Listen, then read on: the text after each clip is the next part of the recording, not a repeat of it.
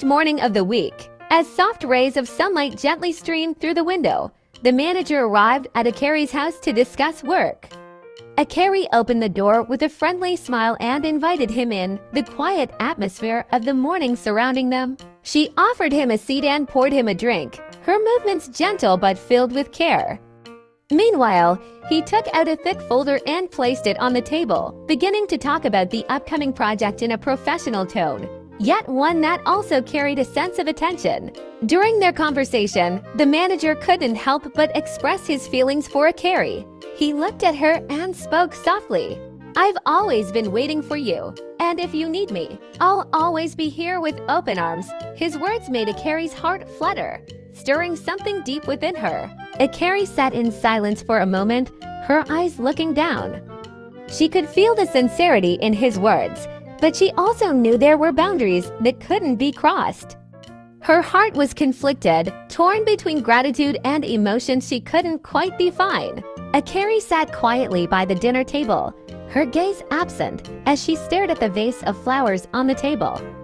The vibrant colors of the flowers were still bright, but her heart felt empty. The manager's words from earlier kept echoing in her mind, and she couldn't shake off the unsettling feeling. She didn't know why, but the feeling lingered, persistent and haunting. The dinner between Akari and her husband was quiet.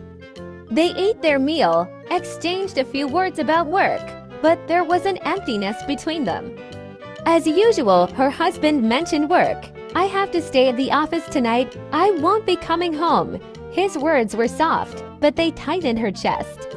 She looked at him, forcing a smile, but inside, she felt an unexplainable void. That night, as Akari sat alone in the quiet room, a wave of loneliness washed over her.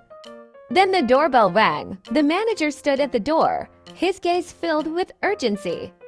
"I miss you. I can't wait any longer. Akari, will you accept my feelings?" His confession made her heart tremble, not only because of the longing in his voice but also because of the loneliness she had carried for so long. Akari remained silent, not saying a word, but inside, strange feelings were rising.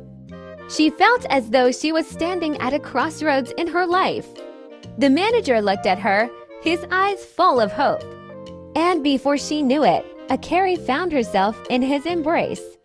When he kissed her lips, all her thoughts seemed to stop. Tonight, she wasn't alone anymore.